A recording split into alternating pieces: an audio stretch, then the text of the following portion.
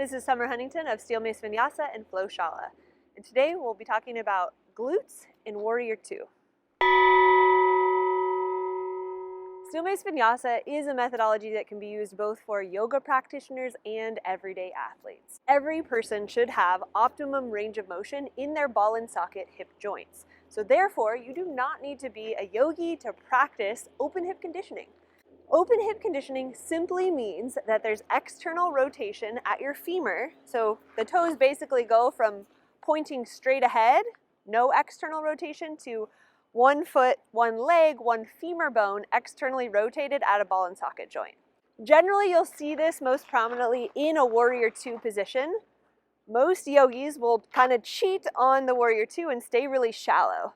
In Steel Mace Vinyasa, we train full range of motion, so the leg is 90 degrees. This back glute is actually firing in Steel Mace Vinyasa, and there's full fascial tension running through the entire kinetic chain.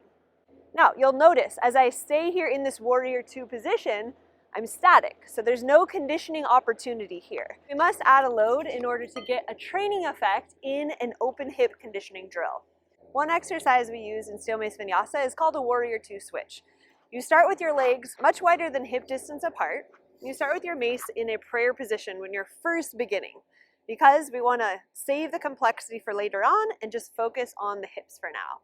Our hips are a ball and socket joint and our shoulders are a ball and socket joint.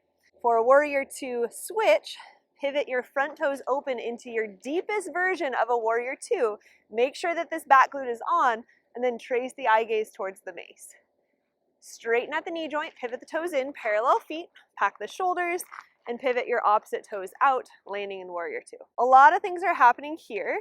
We don't want to go fast. We want to work on alignment and adding the load to the actual asana. This allows the 6 deep rotators in the hips to be conditioned, which are often neglected in our traditional squat patterns. By widening the angle of the legs, again, moving from feet hip distance, where we tend to often do a lot of squats, we become very over-specialized in that movement pattern. We want to broaden the distance between the feet and then load in external rotation, really aiming to get 90 degrees in that front leg. So first piece is, can we synchronize the arm movement and the mace movement with the leg bending and externally rotating?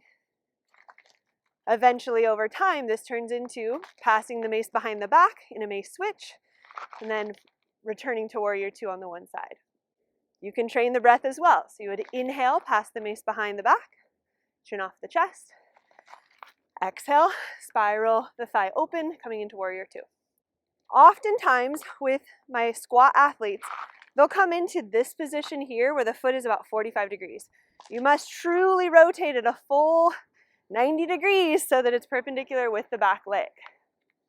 As we start to progress the load, you might come out to a full side flag, and you'll see this looks a bit more like the traditional Warrior 2 asana. Really need to sink in here. I inhale, I place the mace behind the back. I exhale, I unsheath the mace. Straight arms, wrists at the same height as the shoulders, front knee bent 90 degrees. As you become more proficient with the static variation, you might try a more dynamic variation, performing a partial swing behind the back. Notice I'm choked up pretty high here. And then my Steel Mace Vinyasa teachers in training, or my more advanced athletes, can choke down on the mace. When I have this top-heavy globe, I have to recruit my shoulder girdle muscles here. Inhale, back position, partial swing. Exhale, Warrior 2. Inhale, partial swing. Exhale, Warrior 2. One other thing to think about is what's happening in this back hip. In traditional yoga asana, the back glute is never cued to be activated.